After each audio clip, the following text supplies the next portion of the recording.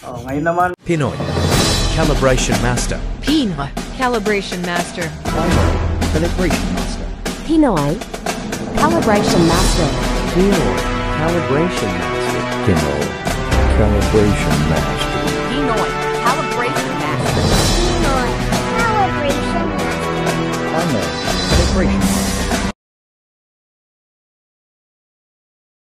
Magandang araw mga master, ngayon po ay gagamit naman ako ng temperature transmitter na PT100 RTD ang sensor sa aking improvised water bath. Yung una nating ginamit na sensor ay thermocouple, diretso siya sa controller. Ngayon itong gagamitin ko, PT100, dadaan muna siya ng transmitter, tapos i-convert niya sa 420, tsaka siya pupunta ng controller. Ang range ng ating temperature transmitter ay 0 to 100. Kaya yung 0 niya ay 4 mA, 8 sa 25, 50 sa 12 mA, 75 sa 16 mA, at 100 degrees Celsius sa 20 mA. Sa mga hindi pa pala nakakapanood nung una kong video para sa improvised water bath, ay panoorin nyo na lang yung link dyan sa baba sa comment section para makarelate kayo dito sa temperature transmitter na sensor. Kasi shortcut ang ginawa ko dito. Makikita natin yung drawing dito, ito yung temperature transmitter. Yung temperature transmitter na to, ito naman ang laman. Yung temperature transmitter na yan, may power supply yan. Tapos, may output yan na 420. Yung 420 na yon, isi-series natin sa controller. Pero yung temperature na transmitter na to, ay meron pa siyang sensor sa loob na PT100. Kaya from RTD, convert sa temperature transmitter na 420 papuntang controller. Tapos yung controller, may iba tayong setup dyan. Panoorin nyo na lang sa nauna kong video. Ang temperature transmitter nga pala ay habang tumataas ang temperature ay tumataas din ang current. Gumamit naman tayo ng temperature transmitter sa ating controller. Kaya may temperature transmitter. Kasi nung nakaraan ang gamit natin ay thermocouple na gumawa tayo ng improvised water bath. Aray ko. Yan. Improvised water bath. Hindi makalat ha. Yan. Ito yung ating temperature controller. Yan. Temperature controller. May supply to na 220. Yan. Kinabit natin sa breaker para pag mayroong shorted, magti-trip siya. Tapos, may output siya na 12 volts para doon sa SSR. Yon. Kasi itong SSR, kapag nakadetect siya ng 3 to 32 volts, mag-on siya. Yan. Tapos,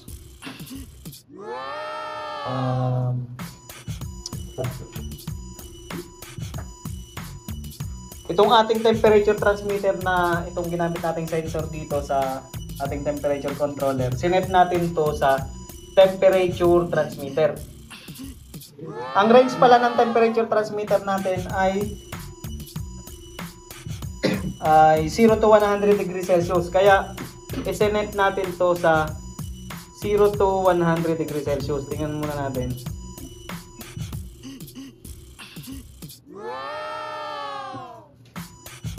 Ayan.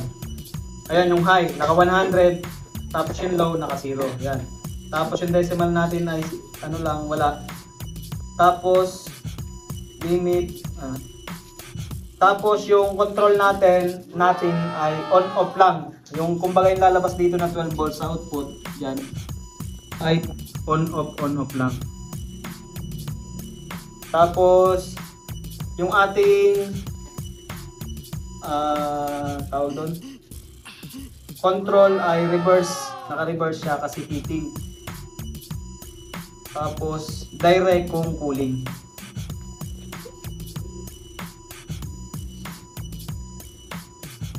Okay. Tayo. Ngayon, titingnan lang natin yung equivalent at saka output for 220.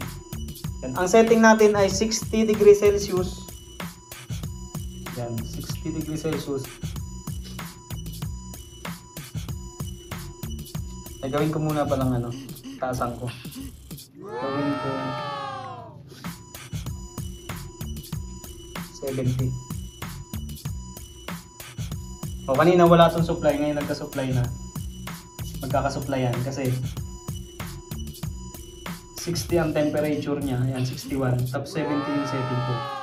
Ang mangyayari dyan, kapag pag hindi pa niya namimit yung setting niya, ayan, kagaya niya, 61. Naka-on ang ating meter. Makikita mo dito, out. Naka-on yung meter natin. Kasi, nagkaroon ng 12 volts na output. Naka-connect sa SSR.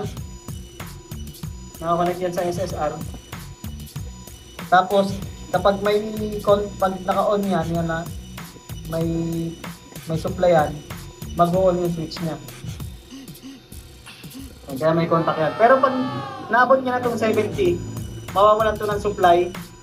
Mawawalan ng supply yun sa SSR. Siya, non-contact. Mag-aano siya, cut out. Yan. Tapos itong ating temperature transmitter, RTD yan, nakasalpak doon, nakalagay doon sa water bath natin. Yan, RTD to. Ang mini-measure nito ay resistance. Ang output niya na resistance. Tapos, yung resistance na yun, converted yun sa 0 to 100 degrees Celsius. Tapos, lalabas siya dito ng 4 to 20. Yung equivalent ng 0 to 100 degrees Celsius sa 4 to 20. Yan dito. Para malaman natin yan, nag-series tayo ng milliampere ammeter. Yan, nag-series tayo. Yan. Bali, meron nga pala siyang supply na 24 volts itong transmitter na to. Tapos isiniris natin dito. Isiniris natin yan din. Nakasiris yan din. Yan, yung 70 degrees Celsius na, naka-70 ba tayo? Hindi ba na? Naka-60. Kung 70 yan, yung cellphone ko. Kung 70,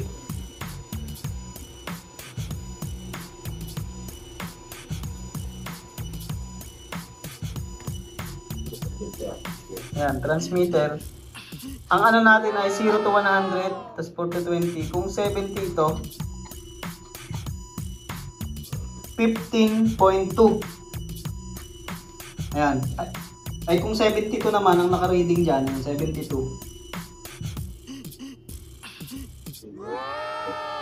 Ang current natin ay 15.52. Ito yung reading natin. Hindi siya masyadong malapit. Pero pwede na. 15 din naman. 15.50 dito.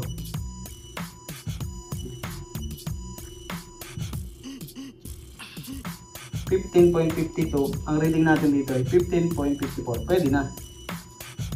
15.53. Pwede na yan. Kaya ganyan lang. Ito ang ating improvised water bath using temperature controller E5cc at RTD. Nung nakaraan ay thermocouple lang ang gamit natin. Diretso dito sa controller. Ngayon 4 to 20 naman ang ginamit natin. Hanggang sa muli mga master, ang inyong lingkod, Master Lem.